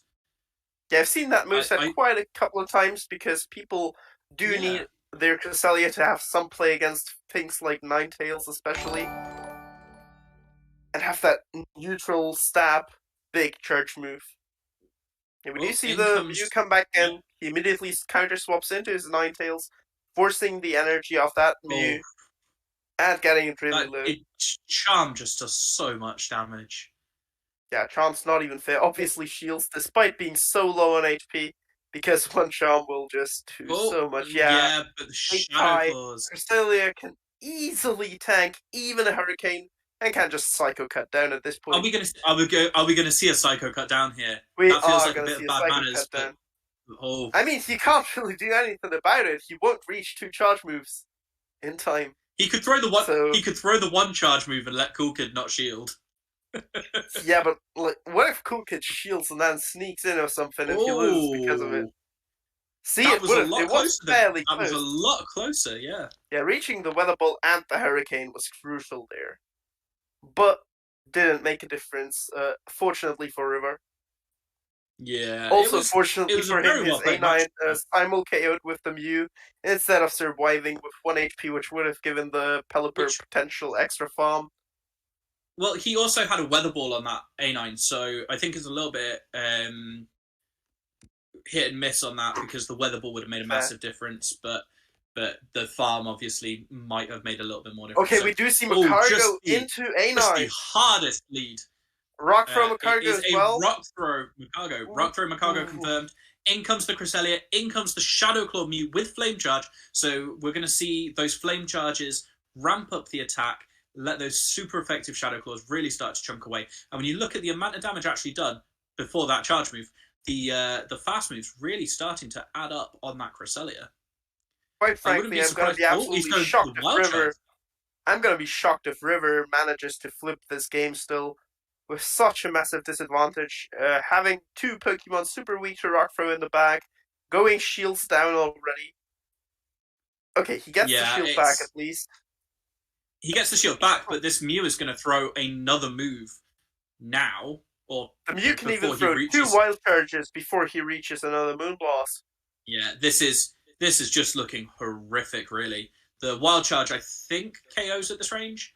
It's not quite. But that's actually, I think that's worth the Shadow Claws. Oh, 1 HP in a dream. Literally, again, IVs they don't matter until they do. Pixel there. I see the 1 shield, and then whatever comes back in, you're just going to double throw at it. He decides to switch back out. Clear those debuffs. Know that that's absolutely fine. He's got the Macargo also, for the. It's Dark Pulse Mandy again. Yep. But the Macargo in the back is going to be absolutely fantastic. All he really needs to do is just, in an ideal world, take that shield out and get farming. Really, isn't it? Yeah. Now that he got his Pelipper onto the Mandibus, the Macargo doesn't even need shields because A9 is not going to throw any charge moves of importance, especially not many of them. So he can just easily afford to have that shield disadvantage, which he also got back from now. Yeah. Obviously, River really starting to overfarm, trying to gain as much energy to flip the matchups in the back, but it's not looking good. He's going to have to throw here to KO, otherwise he'll have to take another Weather Ball. But then, whilst yes, this will KO, you'd think that the Mew's going to come in, Wild Charge straight away. Oh, yeah. Catching the Wild Charge! But he is on 2 Wild Charges. And his switch clock is up now, which means he can switch into... Yeah, he's almost on 2. Oh. And he can... Yeah, that game is over. This is a single moved Macargo. Is it Stone Edge or Rock Tomb? Rock Tomb. It is Rock Throw, Rock Tomb. He's using this for one reason, and that's throw rocks at people. Yeah, I do believe we've seen... I think it was Cool Kid last month who ran the single-moved Melodic with only Surf. When you need a move, you need a move. That is it. Yeah. Well, that was really well played, showing us that you do not need multiple moves on your Pokemon to be an absolute. I'm surprised he's running Rock Tomb over Stone Edge. Like, if you do happen to get a shield, yes, Rock Tomb may be better. But if shields are down, Stone Edge is just strictly better. Yeah, but the amount of fast move pressure that you're doing with the rock throws, I don't think it matters that much. I guess, but there's still situations where you do need that extra damage, I think. Whereas having the chance of a debuff is less important. Where you're very low on health or something like that, you're only going to get to 1 move, but Macargo is tanky enough that in healthy situations, I don't think you need a different move other than... I mean, with Rock Throw, you kind of never get to 2 moves. Yeah. Exactly. With Incinerate, I could see it being different, and you might want the Overheat for a nuke as well as a Rock Tomb to debuff, but that's sort of what I'd be looking at. So, California's starting to even it up against Japan, pulling back to 7-8. We see a Solrock. I am a big fan of Solrock, everybody, as well as a Frostlass, Vigoroth, Wigglytuff, Shadow Kanto Ninetales, which is possibly one of my favourite Pokemon, and Mandibuzz. What do you think we're going to see here? Yeah, instead of Macargo, we do see that Solrock, also a Rock Thrower, less surprising though if I that love it. with Makarga, because nobody expects the confusion. What I am very surprised about is the Frostlass. What I can say about Solrock, it learns Solar Beam. It does. Yep, And it Rock learns Slide, Solar which Beam. is a super good move. And Rock Slide. And Psychic, but who needs Psychic on a Psychic type, eh? So To be fair, you I think the unfortunately real don't surprise think is we can see Frostlass? the Solrock. Because Solrock just, it kind of loses to Goon pretty hard. Vigoroth has got a lot of play against it. The Mandibus Do you know what it? hits it for the super effective Dark type moves, unfortunately. Yeah, Philippa has the it is super effective Weather Ball. anything that hits it. It is rough Yeah, that Mew anything has that either hits it Shadow is Claw super or effective. Surf. Yeah, Makargo is the only thing that can only hit for neutral, and yeah, And- he also yeah, has that and Vigoroth even for the then. Makargo. And even then, yeah, it's not great. But so we're already seeing from Cool Kid's side this time, and we see Vigoroth into Pelipper. Not the best, but we do see. Oh, I believe actually, sorry, we are on. Fairly We sure, are on yeah. Doshi's For some side. reason, Doshi's I see. screen is I on see the a left side. Solrock. Same. So after we've just talked down Solrock, I see a Solrock, and I'm not unhappy about this. Let's see if he can get some work done with it. I'm not confident until I see some masterful gameplay with it. Oh, we do I see have the some Hurricane videos. once again. I have some videos of Solrock absolutely destroying California's team captain, so I'll forward them to you. I would love to see those. Do you know what? We lost to them 25-20. I've got to take my my chips where I can. You know what I mean? Yeah, we do see the Mandibus against the Pelipper. Pelipper still reaching another Weather Ball. Absolutely insane, that This 10 thing is- pace. I told you, Not Weather Ball even is fair. just a spammy and disgusting move. It's. I'm not surprised it got nerfed, but even when it got nerfed, it's just one of the best moves. Yeah, it seems it is- Dayoshi's putting all his money's worth on his Solrock, able to shield down anything that comes in. We do see the Macario. This is the best matchup Solrock has, and in comes the Vigoroth. And in comes the Vigoroth. Now yeah. I'll tell you what. Psychic on a Vigoroth, it does a bit. And when you look at how much they this both rock have throw two is doing, shields. yeah, look at how much this rock throw is actually doing. The Yeah, they're counters aren't similar in damage to the really counters. doing However, a lot. Body Slam is much spammier than the Rock Slide. Yes, but Body Slam is resisted by the rock type on Solrock. I'm not sure what he threw. It's that was a Body Slam. Fairness. But this is just another Body Slam. So if he chooses not to shield this, it's very minimal damage by comparison. He didn't choose not to shield it, but he will get the second shield here. And is he going to get the option to rock throw down before the next Body Slam? Let's see if he can. Or the option to switch. The option to switch. Yeah, he gets there, but the option to switch was nearly there to catch the Body Slam. But only let's see what nearly. happens. Oh, actually, I was wrong. Body Slam does so much. What did you expect? It's a Solrock. It's not tanky. I want it to be good. I want some things to be good too, but some things just can't be. Do you know what? I was looking at it, and actually, I think I'd rather run Lunatone in this cup. And it was because it learns a move. I can't for the life of me remember what it was. It's definitely Moonblast. Yeah, it might have been Moonblast. I was like, oh, It's actually, definitely that's an interesting one. But yeah, so unfortunately, Solrock just wasn't it. Yeah, it's Moonblast. It learns Rock Slide, Psychic, so it's same moveset as Solrock, but it also learns Moonblast for coverage on the Dark types. Okay, so we just have love it. to wage what is better, Solar Beam or Moonblast? I'm unsure. Moonblast Okay, we do see Vigoroth Moonblast against in- this team, right? Come on. So we do see see Pelipper into Vigoroth again, into, and he's Vigoroth brought We do have both the Frostlass and the Solrock in the back. double He's spice, insistent on super making harsh RPS if he is able to win switch. Frostlass into He's- Vigoroth, Solrock into Makargo. He has Yep. to try and win over switch. If he has- shields no, this Hurricane, shields he it. absolutely He gets shielded. He the shielded. Hurricane. This is massive. Oh, Fight absolutely picks amazing. versus Absolutely meta, amazing. RPS, let's do this. Oh, they And no it's- shield! Oh, you know, Game's shields. over. This Cool game Kid is is- Cool absolutely Kid over. is Dayoshi has got this.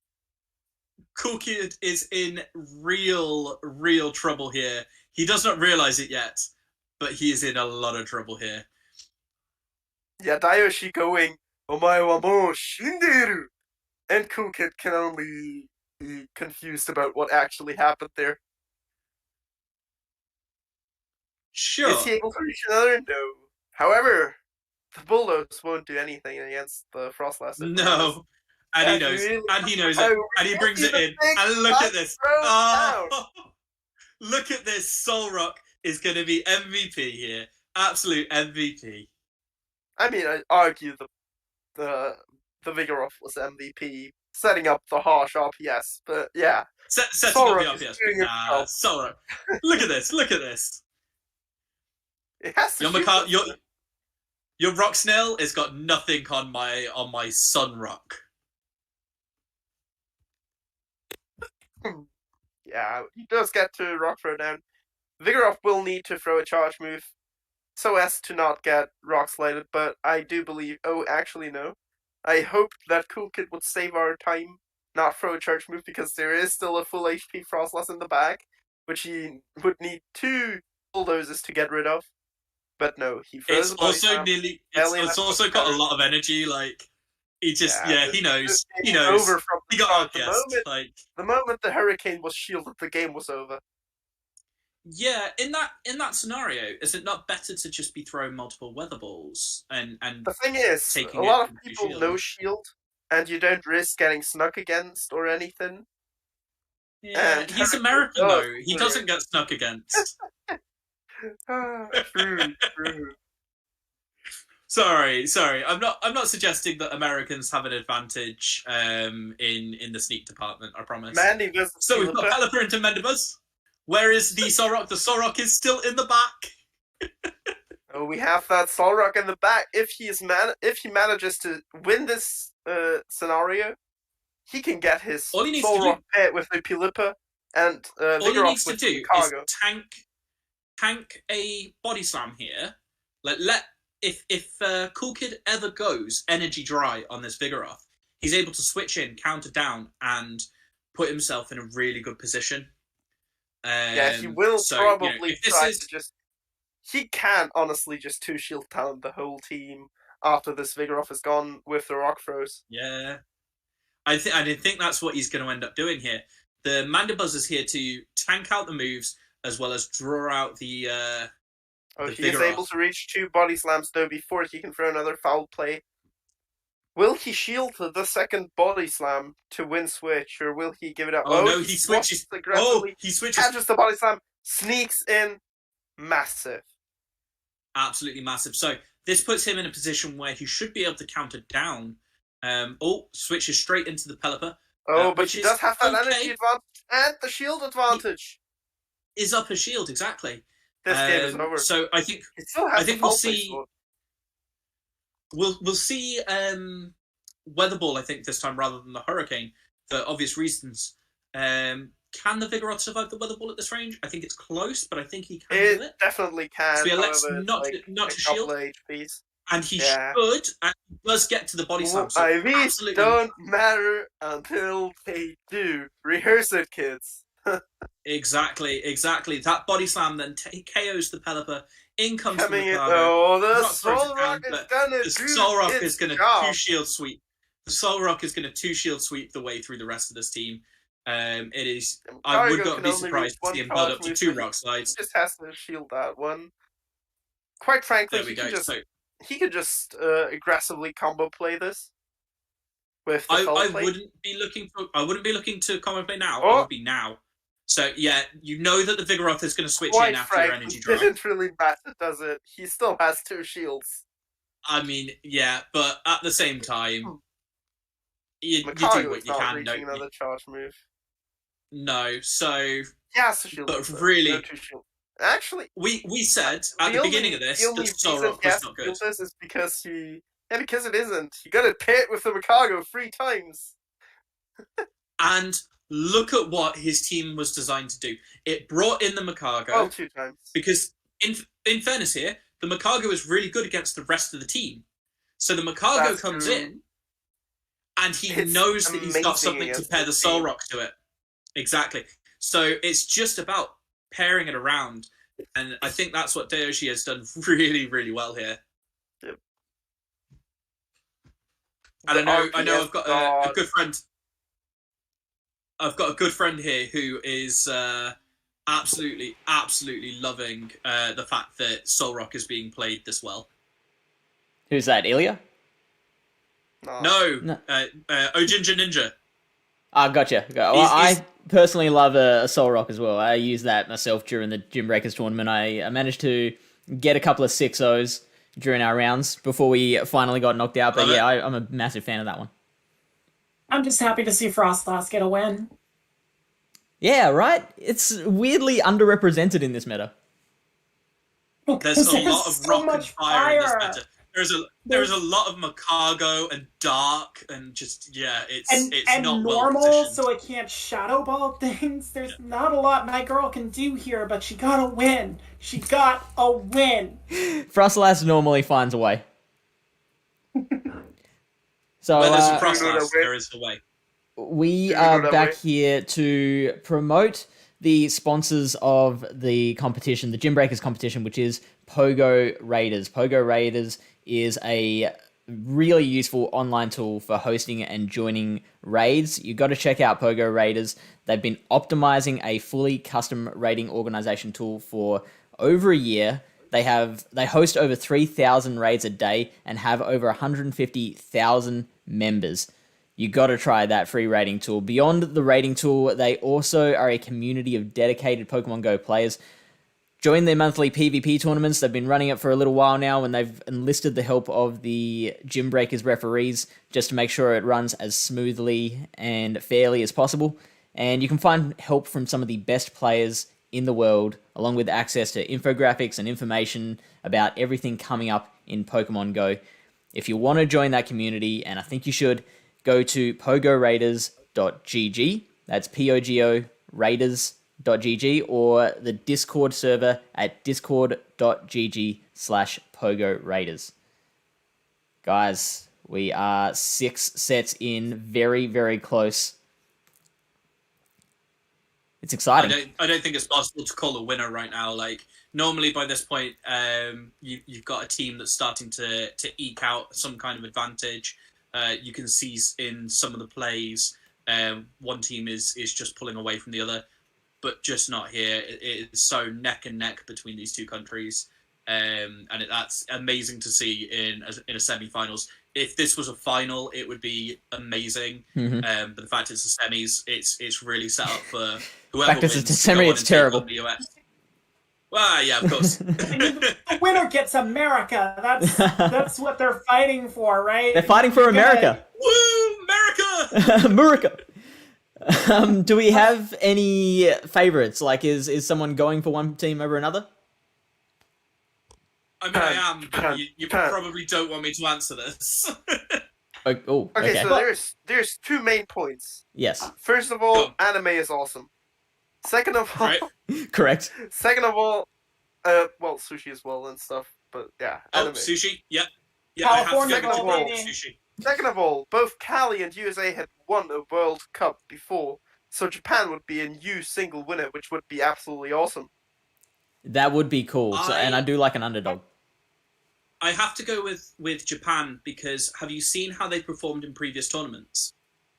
Their very first tournament, they didn't lose enough games to even lose a single round. They didn't lose 25 games until the final, until like quarterfinals, until like the finals. Like and so you mean in the group stage? No.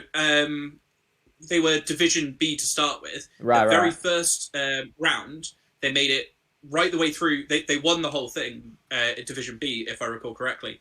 But when you combined their group stage losses and their playoff 1 and 2 rounds, they didn't drop 25 points. Wow. When they get Yeah, started, they are just absolutely ran through it. unbelievable. I remember the first time we faced Japan on Canada B, we held them to a tie and then lost the tiebreaker. And I think that was the first time that Japan had actually been forced into a situation where they might have lost. So we were all feeling really good about ourselves for that. But California skunked us this season in Comet. So I'm going to try and remain impartial and not say I'm rooting for someone, but I'm kind of with Ilya. I'd like to see some fresh blood in the final. And no one wants to see America on America. That's like, come on. The Super Bowl. Who are you supposed to root for? That's like if Duke plays Duke. That's if you're watching a Yankees inter-squad game. What the heck is that?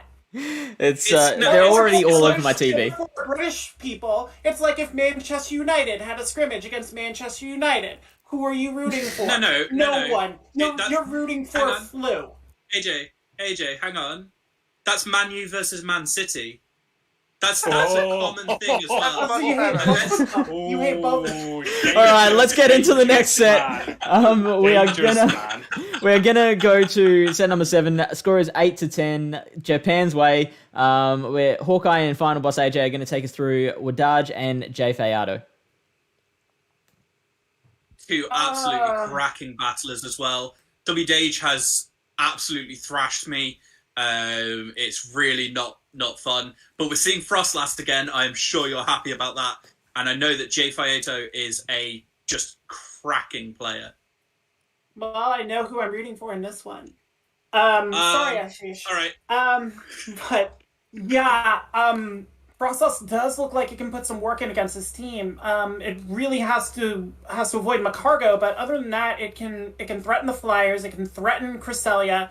It can hold Vigoroth accountable, which is very nice. It's not going to like that Charm Ninetales, though. It's going to have to land Shadow Balls, and Shadow Ball does not KO a Charm Ninetales. It will tank it and just go straight through it. And looking at Wadaj's team, the only real answer for Charm Ninetales is Talonflame, and you have to look at Macargo on JP Ayato's side and figure that Macargo is a Talonflame check. So there's a lot of moving puzzle pieces with these two battlers. Some interesting selections, I think, are going to come into play when we see Hopefully these it doesn't end up to rock, paper, scissors. But WDH definitely looking at his own Sinnoh Cup flashbacks. Oh yeah, way too much. So we see the Frostlast straight away. Here's Frostlast, and just that not is what you not. want to see. That is not the one. That is not the one. But hurt the eyes, children. This is not going to be pretty.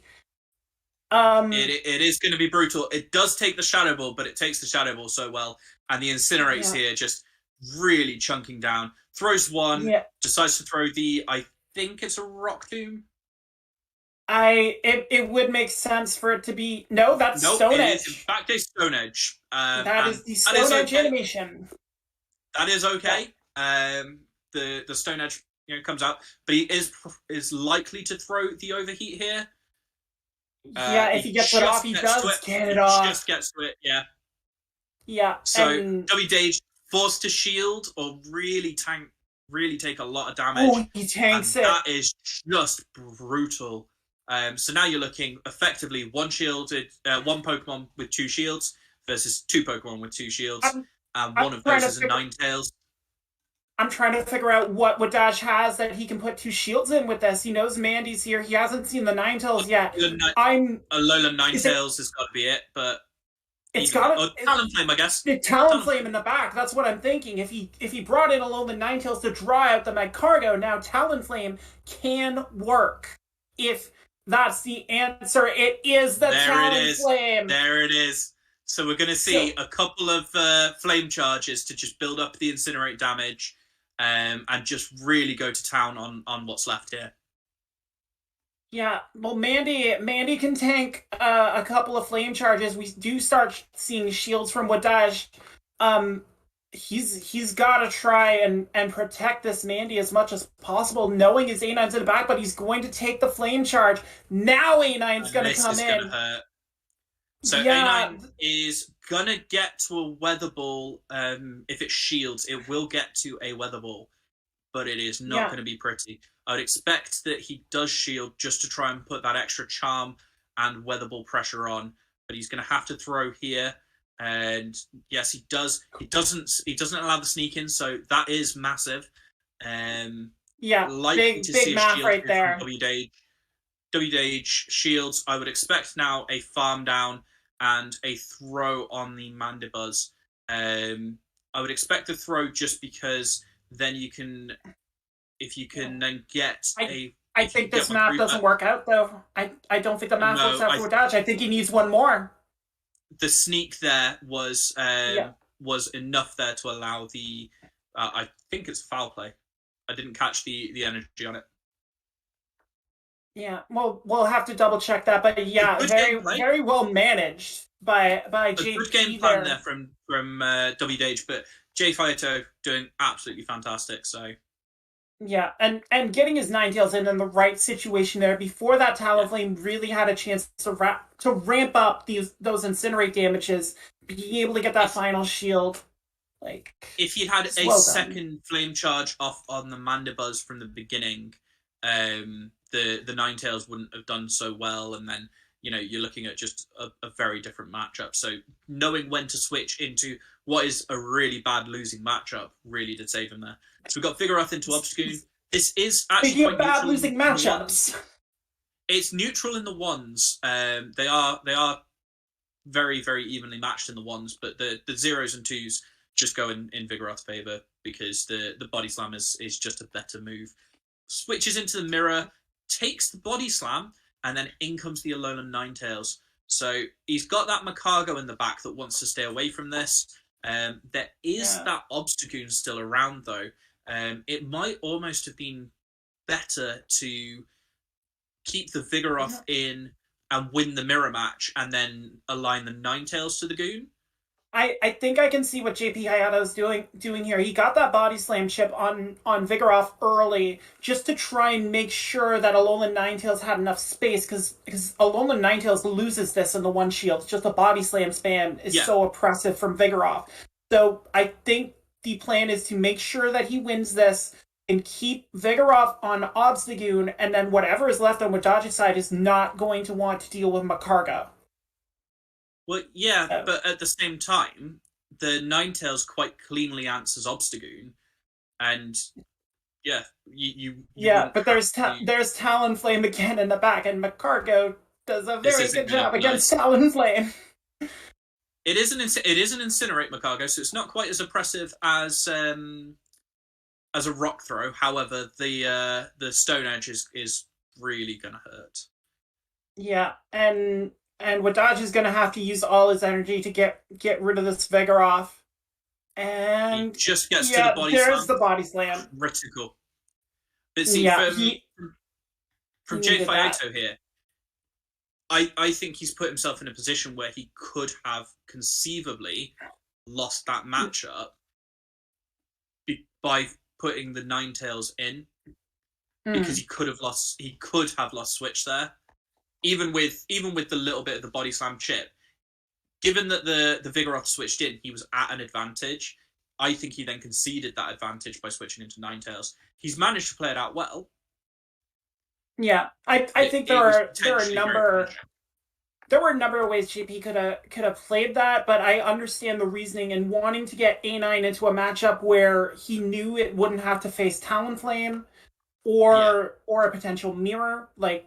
Especially with Vidaj putting so much faith in that Talonflame in the first matchup, I think it was smart to put A9 in a situation where it was at least in a fighting chance, as opposed to just absolutely getting wrecked by that Firebird.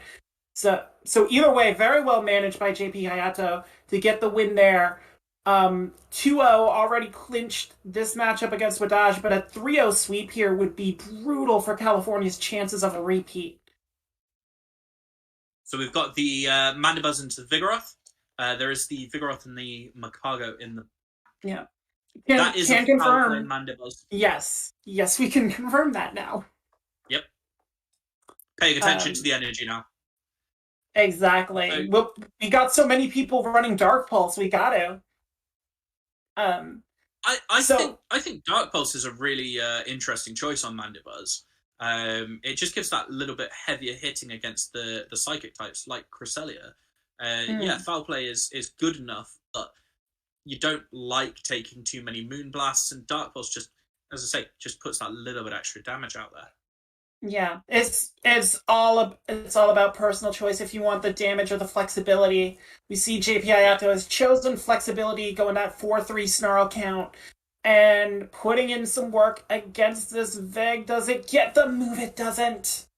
So, I think he's... What's interesting here was JP Ayato was electing to throw in the middle of counters, so he was throwing on the on the counts of turn 3 versus W Dage's turn 4, just shortening the counters just that little bit, which may have allowed him to get that body slam.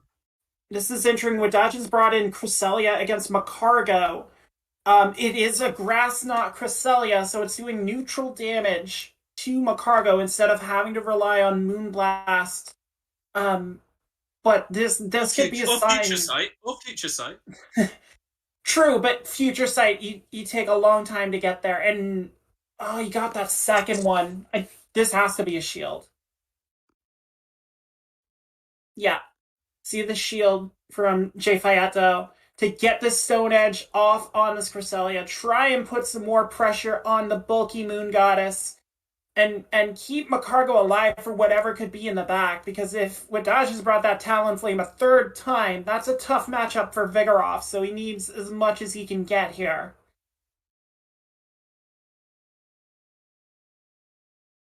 Let me see, does he shield again? If it is that Talonflame in the back, this is not going to be nice. Nope, and there it is. The Talonflame. The Pride of Pontiac, the Firebird. Absolutely critical here. Yeah, and that's how you have to manage these Incinerate users, is making sure you minimize the amount of turns you're giving up.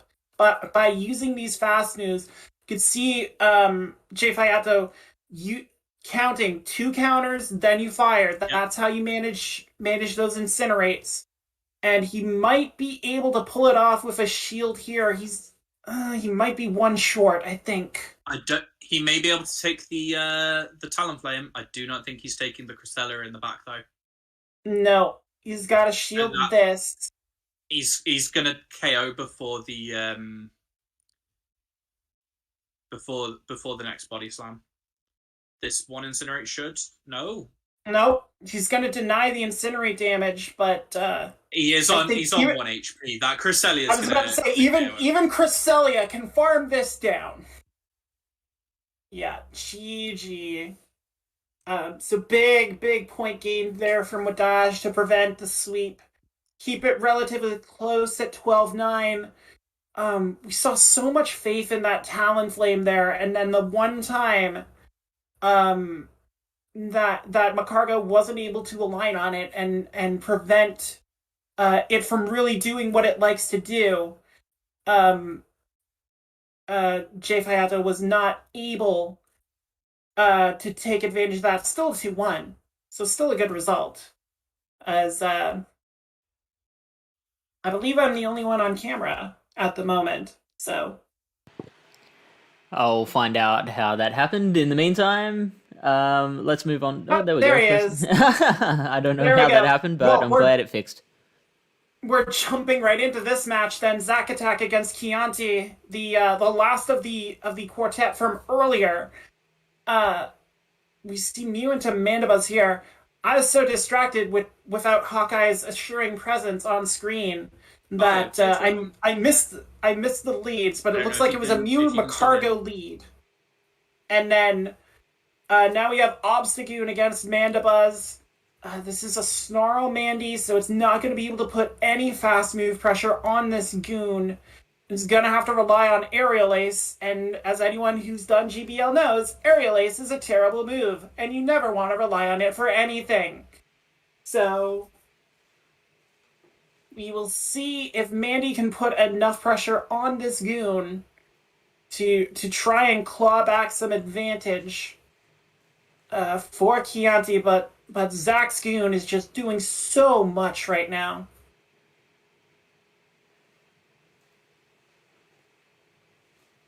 As we see more of these aerial aces coming in. And then the Vigoroth comes in from Chianti to try just quickly fast move down this goon. It's going to get a cross chop off. No shield from the Japanese player. And goon goes down. So we'll see how Zack Attack responds to this. He could bring in his own Vig. Yes, that's the call. Mirror action here as the monkeys claw and counter at each other. And there's a shield there from Zack Attack. So I don't know if this Vig can do enough against that backline, but it's gonna be in a good position here. Chianti still has that full health Macargo to try and deal with Mew. And a half health Mandy. I think you throw the Macargo in here just to try and get some energy on that snail. I think you do. Sorry, I'm back. I can hear now. Yay! Good. I was kind of losing steam a little bit. Possibly a headphone issue, but, I'll cross that bridge later. Right. So, Surf on the Macargo, shielded up, always nice. Always good to get that shield if you're immune. Yeah. Although the, is it Rock Tomb? Stone Edge. No. Yeah. Stone Edge. Definitely. Stone Edge Macargo. It looked like he was going for the wild charge there. Oh, what a catch! The wild charge would have been perfect. Huge. Yeah, but you couldn't. Massive call. You couldn't risk the wild charge, knowing this Mandy was lurking. But the throwing the aerial ace, knowing that if he does catch it, it'll still KO the Vigoroth. Just very, very well played there from Chianti. So well done, well timed. Are we on Chianti? Are we on Chianti? Are we on Chiantio? I know Adelian was flipping between the lot there. I'm pronouncing it Chianti like the wine. All right, I'm going with Chianti. I think that is the correct choice.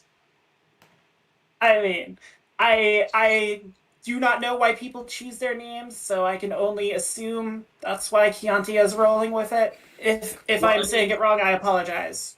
I mean, I would imagine that Zack Attack is named Zack, and that they were born in 1996. Just at a guess. I don't know. And is continuously on the attack, so that makes sense. Of course.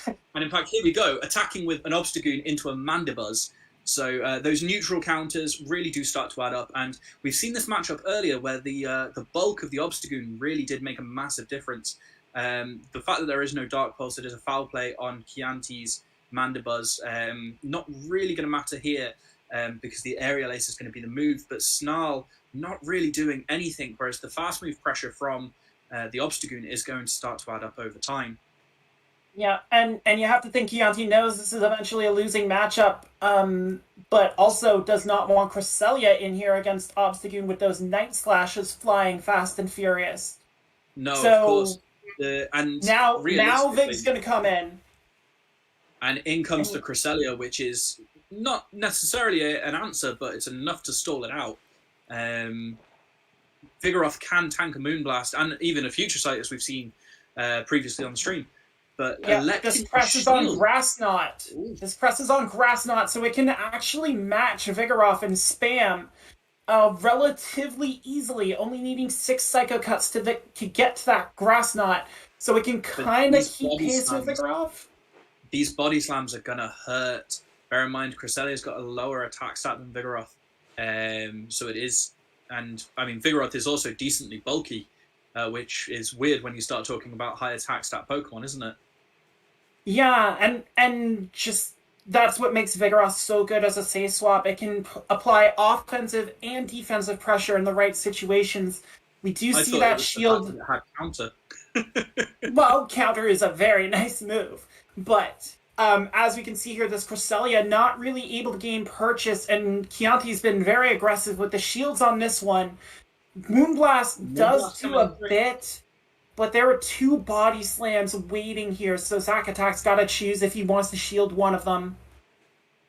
I would imagine that he'd elect to shield the second one here in order to get the grass knot off and reassert switch. Yeah.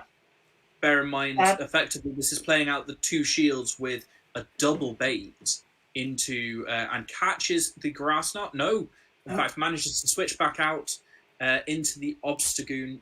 Doesn't really lose an awful lot. Banks that grass knot for later, which is going to be, I'm sure that will come in handy against whatever comes in. Now, we do have the Mew and the Cresselia in the back, which with no shields in play is going to be, I would imagine, favourable for the Cresselia here. Outbulking the Mew, really, throughout the end game. It's going to be a matter of timing in that final matchup. Chianti is going to have to try and get a Moonblast on when the Mew is vulnerable, because that Mew has to throw Wild Charges in order to get Cresselia out of the picture. It looks like Goon's going to be able to eliminate Mandibuzz here with this cross chop. And situation, I don't know that that's exactly what you want, because it does leave that little bit of farm here for the Cresselia.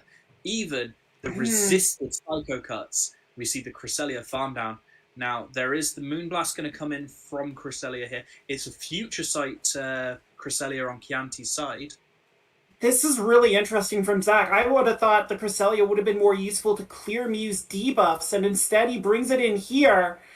The Vigoroth's going to come in and throw this body slam just to get rid of Cresselia, make sure it can't get to that grass knot.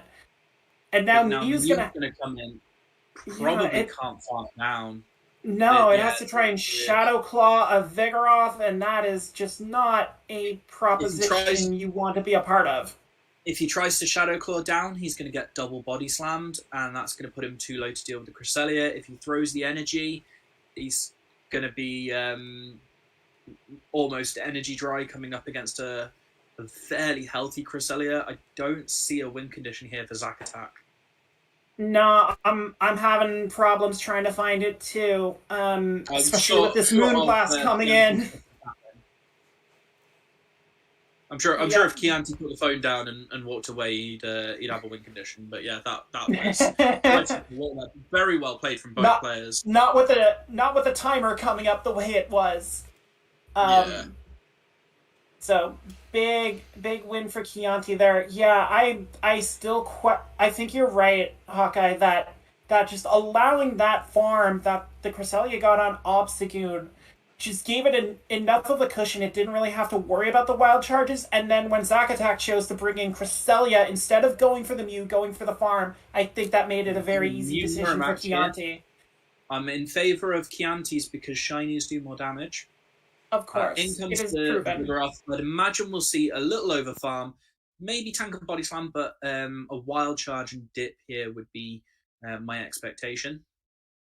Yeah, I think we could see a build up to 2 because Zack does have a double counter in the back. So in fact, he does have the Obstagoon to deal with the Mew as well. So all he needs to do is just throw a little bit of damage on. But yeah, now this Vigoroth is behind on energy, but it is up on shields. So the first body slam coming through, electing to shield, deciding to check his gotta get that timer, get that timer on to make sure he throws the body slam the right time. Obviously did not learn from Kreezer's dalliance with Uber Eats last month. Instead, going to take this body slam. But he will throw another body slam here. There is a counter snuck through, so whether or not Chianti elects to shield will matter. And in fact, actually, given that Chianti elects to shield, I don't believe he reaches this next body slam. Nope. So,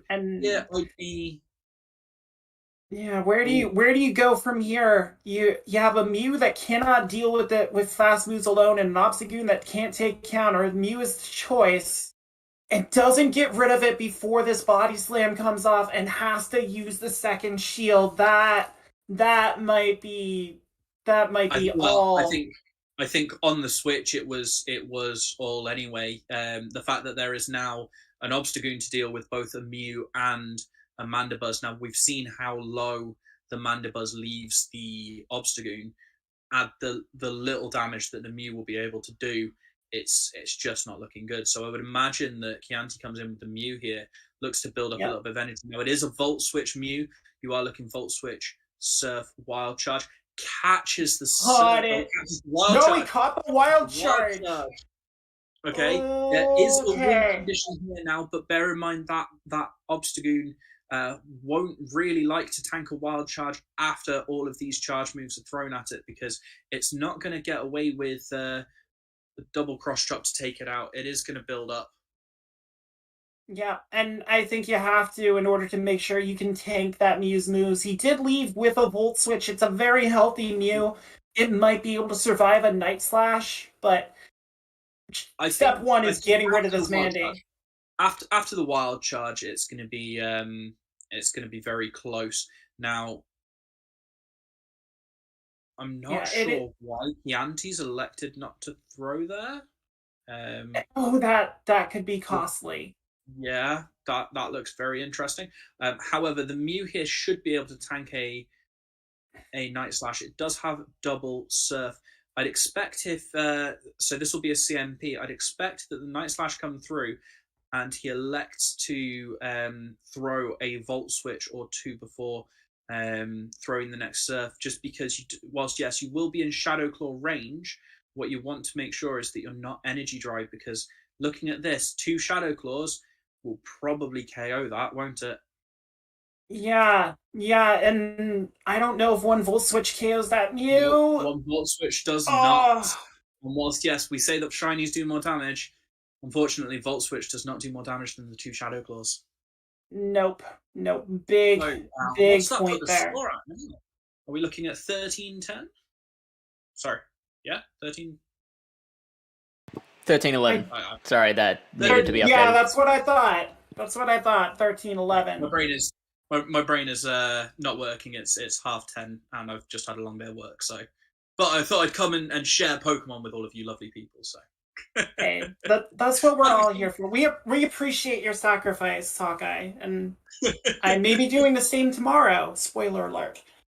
Oh well, that will always be fun. We get to see Wadage's second matchup now, taking on Pazuku. And Pazuku's one of the best battlers on the Japanese side. If you look at the Gymbreakers ELO rankings, I believe he's 3rd on the team, according to that. And we see a very meta lineup from Pazuku. Not a lot of surprises here, compared to Wadage running Talonflame and Frostlass. So, Talonflame, again, if it can avoid Macargo, and depending on the Mew moveset, because if it's a Volt Switch Mew, obviously Mew has the tools to deal with it.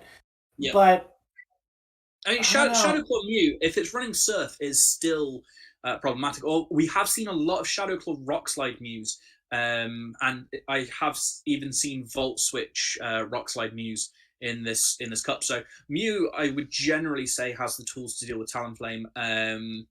It's not going to be nice in high shield situations, 2 shields on each side, for example, especially if you're relying on the Wild Charge for the massive damage. But for the most part, I would not be comfortable putting the Talonflame up against that Mew. However, I would be comfortable putting a Frostlass up against a Mew, because that is a better matchup than you might think.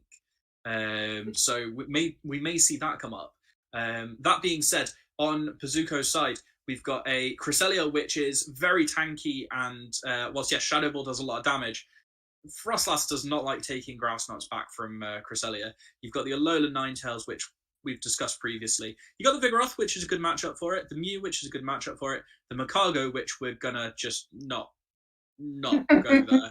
Let's not. Let's keep the Pretty Frost lady away from the Fiery Rock. We've got a Mandibuzz, which, if it's running Dark Pulse, or it'll be a little bit slower, but with Foul Play and Snarl, it's not a matchup you enjoy putting it into, is it? No, very, very mutually assured destruction, that Frostlass on Mandy matchup. So, like you said, it's going to come in. We're going to ride along with Pazuku, because Wadage apparently does not have a video recorder. So Macargo on A9 is brutal right off the bat. This is a massive advantage to Pazuko here. He's looking, fairly hard counter into fairly hard counter here. Let's be fair. Mandibuzz can tank these Moonblasts quite well, as we've seen on this stream. The foul play option, which it is Dark Pulse. It is one snarl behind, isn't it? But this is where I like the Dark Pulse, just because it does that little bit extra damage and two-shot that Cresselia, which really does make a bit of a difference. And yes, you reach it approximately the same time here, but at the end of the day, Mandibuzz is tanky enough that it doesn't mind. And the Psycho Cuts are going to be doing absolutely nothing here. So even though that Mandibuzz is quite low, it is not going to matter, because at the end of the day, he is going to have to shield because he's overfarmed, but those Psycho Cuts are not going to be doing enough damage. No, Pazuzu looks pretty happy to take Wadaj down to the hard counter city where the grass is green and the results aren't pretty. They're pretty if you're from Japan, I'm sure. But even down a shield, so he's had to sacrifice shield advantage here. But even down a shield, that Alolan Ninetales just cannot do anything against the horror of the waiting. That's just it. You don't have to shield anything from this Alolan Ninetales if you're Macargo, so you don't mind sacrificing a shield if it gets you the alignment. I believe this is a Rock Tomb, so you're looking for the attack debuff. You'll likely get the shield, and then you can switch into your own Vigoroth. You will be slightly behind on energy, but if that attack debuff, which it does... It is a Rock Tomb, it is debuffed. That is huge for Pazuzu. It was never going to work particularly well anyway for WDage, because even if this is mutually assured destruction neutral matchup where they both counter each other down, the Macargo just comes in and it doesn't need health or energy or shields to take out the A9. It just sits there and goes, all right, no, just has to breathe. Just has to breathe on poor A9. Yeah. Breathe some hot lava. Exactly. Isn't Macargo's Pokedex entry something about its inner body temperature being as hot as a volcano, or is that Camerupt? I think both of them actually reach that level, but then again, the Pokedex is compiled by 10-year-olds who have no idea what temperature is. So it's also compiled by somebody who thought that having Drifloon steal children, but not only skinny children. It can't take a fat child. Also, irrational hatred for Slowpoke. Yes, but Slowpoke does look to fish for Sheldar with its tail, which is definitely fun. Exactly. This hasn't been a fun matchup for Wadaj. I mean, this is brought by Pokedex Facts. This is our new stream. Because unfortunately that was it just had nothing going on it. Just nothing. It was done from the get-go. Once Pazuzu showed just how dominant the alignment was, I mean, we can spout Pokedex Facts all day and just go at. Just to let you know, Ilya came back and all he heard was "it can't take a fat kid" out of context. So he's a little confused right now. So how do you adjust? Obviously, a Mandibuzz into Vigoroth lead. In comes the Frostlass, but in comes that Macargo. Honey, no. That was not the one. This is not where you wanted to come in on that. Especially Pazuzu showing that Macargo early on Incinerate. It will take a Shadow Ball, but that's about all the Frosty Girl can do. I mean, he's going to have to shield here. He did overtap slightly on that. I believe it was overtap. He is going to have to shield. However, he is going to come out with so much energy because he's just going to undercharge this and incinerate it down by the look. That's a smart play by Pazuzu. Yeah. Well, once you've committed the shield, you've got the attack debuff now, so you're pretty much okay. You're going to throw on whatever comes in, which is likely to be the Vigoroth. Would you be throwing the Overheat or the Rock Tomb here for the debuff? I think I would go for the Rock Tomb just for the debuff, because nope, you're going to go for the Overheat, try and get the kill shot. Well, if you're predicting a shield, the Rock Tomb is obviously the correct decision. But if you're not predicting shield, if you're predicting that they don't shield, you're better off throwing the Overheat. Or if you need to gain the shield, the Overheat. Yeah, But in that situation where it's kind of a neutral matchup for Vigoroth against Mandy, I think I would have thrown the Rock Tomb, go for the debuff, given that it's probably a shield. Here's A9. A9's gonna draw Vigoroth here. Wadaj went double ice in the back. A man who appreciates my icy heart. The problem is this is not a good matchup in shield situations for A9. Yeah, A9, I love it to pieces. I really do. I have one I named Elsa because I'm very original. She's just not going to do it. She really needs to let go here. My A9's named Gemma because I got it from an egg that a friend sent me from Jamaica. So I have a Caribbean A9. I like it. From a Lola, really, then. Exactly. Unfortunately, our girl, again, cannot handle the body slam spam. Vigoroth's going to go down here. Vig with his shield against Mandy has a shot. It really depends on how much energy that Vig has. I don't think it's got enough. Bear in mind, at this range, we're talking a foul play should KO, plus the snarls to get to the second. So because he CMP ties, he doesn't get the counter sneak through, which really was a massive way for WDage to pick up the extra energy to get to the next body slam. But yeah, I'd be saying that a foul play looks like it'll KO at this range. Yeah, and this is why you want foul play or dark pulse. Sorry, because foul play definitely. Yeah. I don't think foul play is enough to KO this Vig, but dark pulse. Let's find out. It is just enough. Yes. That is barely enough. But yeah, that was very, very well played there from Pazuko. Yeah, absolutely cracking play. Now, so we've seen the counter double ice with the intention to draw out the Macargo and then hopefully sweep with the A9. That's a very interesting strategy. How do you think WDage adapts here?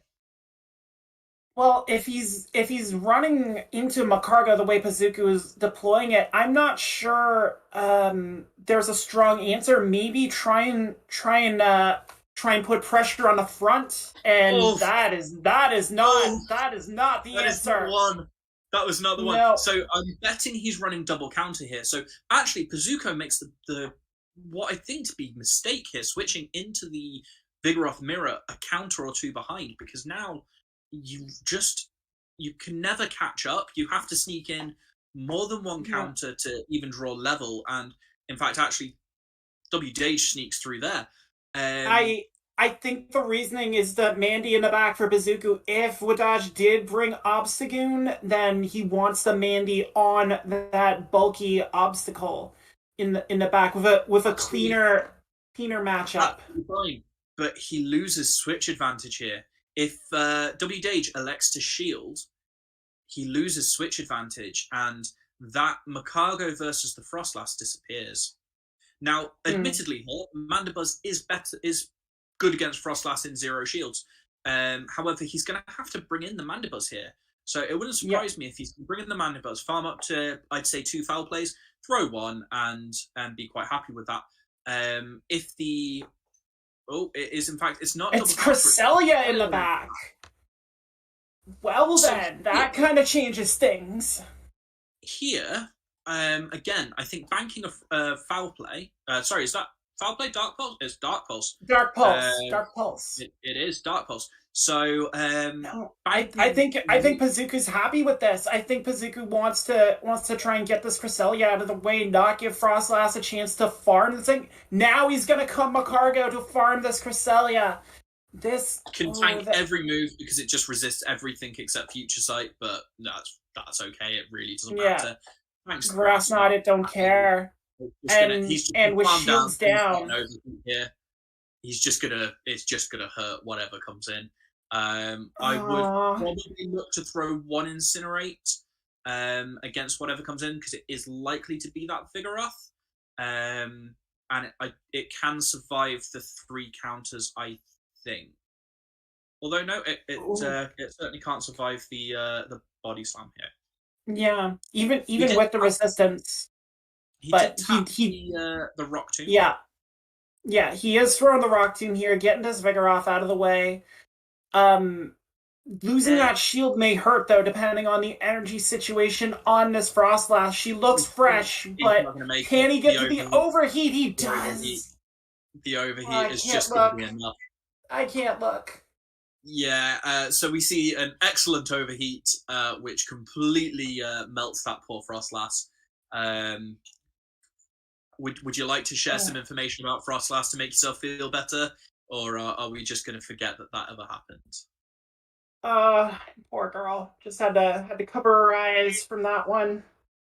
Don't worry though. As the spirit of icy vengeance, Frostlass will return in a different meta and just wreck people's day. Don't worry. But isn't Frostlass's Pokedex entry to do with females dying on mountains and turning into Pokemon, almost like Phantom and Spooky that way? Hence vengeance, because she angry. She angry. She got left to die on a mountainside, so she is spite and vengeance, which is why she is a strong avatar for everything I do in this game. But yeah, I don't know what Dodge is going to be able to find any vengeance in any future battles, because Pazuku just kind of took him behind the woodshed there. Like these double lines that Dodge was throwing out there.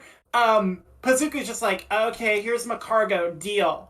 And there was no deal. WH was running a lot of ABB lines, and Pazuko just really had the answer to it. A lot of it felt kind of rock paper scissors. You call the lead, then you can handle the ABB. But yeah, just a really dominating performance, and has pulled out a 5-point lead over.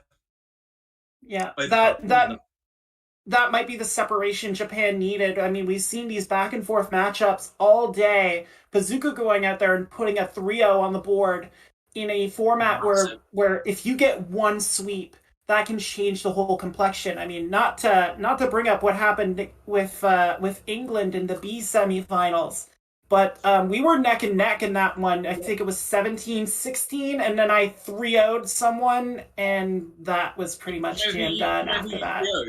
Because I might need to go and give some beatings. I'm sorry, Velociraptor. All right, sorry. Yeah. We'll put him up. It's fine. Right, we're being ushered away for the worst looking bear. That's good. I don't need reminders of what Silent Raven did to me in the A bracket, because he was merciless. So let's see what he has in store for Dayoshi. Alrighty then. Ilya, you alive and kicking? I just thought I'd check before Ilya's muted. Ilya's still muted. He's still muted. Yeah, I am. And also, I'm a fat kid, so they can't take me apparently. I don't know who they are, but I didn't say that. That would be me. That would be me. Drifloons. The Drifloons. Ah, yeah. They can't take me. Or the Adelian, who is definitely interested in slightly larger children. Oh wow! Oh wow! Oh, we've reached that stage of the and night, thank you to Hawkeye for joining us. That will be the last set that he does for a Palatown PvP stream ever. I appreciate it. Yeah, see, that's why Fish lined up the British replacement nice and early as well. Really forward planning there, Fish. Really well played, mate. So let's go back to teams rather than stealing children. I'm liking the look of. I rate having Gyarados there, although that Solrock did a right number on quite a few Pokemon in the last time we saw it, so it'll be fun to see whether it is able to do a number on the Gyarados on this occasion, but doesn't have as much room to maneuver, although it can handle both the Alolan and Cantonian Ninetales, which is quite nice. Just has to fear the double counter users from Silent Raven's side. So they kind of have some play, to be fair. Anything really stand out for you, Ilya, on the Wigglytuff is definitely a force to be reckoned with. The only thing that really counters it is Ninetales, the Cantonian one. And the A9, I think, is getting outbulked usually, but don't quote me on that. Okay. So, I think the Wigglytuff is definitely very dangerous, and the Frostlass as well, same weakness. which he can just cover with the Soul Rock, so ABB potentially. Yep, that makes sense. Also, if that Gyarados is, as I would expect, running Dragon Breath, potentially that makes the Wigglytuff even safer against it. On the other hand, if it's running Waterfall, that makes it very interesting because there's nothing on Daioshi's team that actually resists Water type damage, and indeed the Shadow That is Cantonian true. Ninetale. Sorry? That is true. Oh, sorry. Oh, sorry. I misheard that. Yeah. So yeah, so that might be it. So that might be interesting. But I think we've seen Silent Raven's Gyarados already, haven't we? Did Have we? we? I think we did. I'm not sure. I can't. I'm sure some of the Twitch viewers will be able to comment and remind us in due course. But if on the off chance it is running Waterfall, it suddenly has a lot more play, even against the Wiggly in particular. So yeah, it'll be interesting to see. Shall we get to the battles then, without further ado? And We as if do by see magic. the Mandy into the K9, very neutral matchup. And we have Mhm. that Soul Rock in the back with the Vigoroth on both sides. Ooh, okay. So Solrox really doesn't have anything to go up against if this Cantonian Ninetales goes down. The Achu and the Solrock matchup isn't too bad. But foul play coming from Mandibus to chip away at this, and Ninetales going for the Big immediate overheat. Yeah, let's see. Can Mandibus survive that? No shield, no shield, and that's gonna hurt. Oh my god. Ooh. The damage. And However, yeah. that is actually very good for him, because now he can force his Soul Rock onto the Ninetales later. Yes, that's a very good point. Yes, so actually this has worked in. It's a good tactic normally to launch the overheat and then dip out, but that is the problem with Cantonian Ninetales. It does force you to give up switch advantage, and it does mean if there is the hard counter in the back, then that it becomes a problem. Bless Does you, by the shield way. the Body Slam, and let's see who wins CMP. It is Daiyoshi. Well, that helps. That forces one of the shields to come out potentially. Nope. Silent Raven opting to let it go. Vigoroth. Probably Achu coming in, which is no, it's actually the Ninetales. Ah. Possibly predicting the Soul Rock in the back. Yes, that would make sense. Although a shield is having to be given up here in order to hit this Vigoroth. So Body Slam comes in, gets shielded, and now it's just a matter of farming up as much as possible before that next Body Slam is launched. Really well played to go to a point where this Vigoroth is potentially close to being KO'd by Weather Ball, so it doesn't have to. Oh, actually, no, survives. Vigoroth. It might get it. Oh, is that a Oh! catch? Beautiful. Although That's not a catching it on. good catch though, because he No, knows it's shields not, is now. it? He's gonna be super low just in rock throw range. Oh yeah, and He's now just this gonna is get not rock what you thrown want to down. see. Yeah, no, absolutely. So it would have been a good idea if it weren't for the fact that Soul Rock existed. Going for the straight wild charge here to try and see if you can knock it out before it can really get going. Will a shield come out? Shield does come out last Yeah, minute, and shield it's the comes right up. call. Soul Rock now protected and is able to chip away.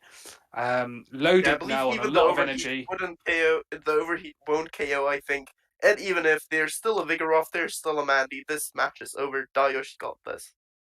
Yeah, definitely. And Yeah, Soul Rock overheat doesn't even survives. KO. Nice. Really lovely to see Just Soul tanky Rock enough. out in PvP. Really nice to see it.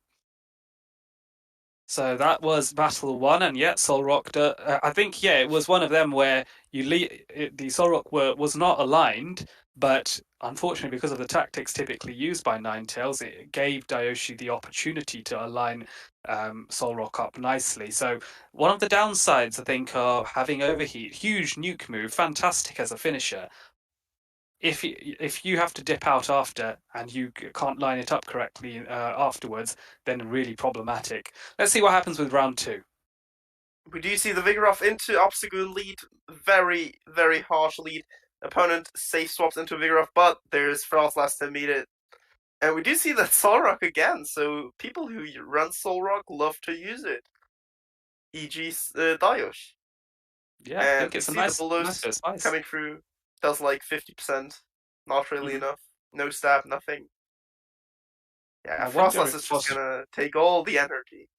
Yeah, absolutely. And I was debating whether Frostas would consider farming up even more and tanking a body slam, but chooses not to and just throw. And that's, I think, is the good call because it's just getting one more bit of farm. Obstagoon now comes in, but this Obstagoon coming isn't in is forced to ideal. throw its move then.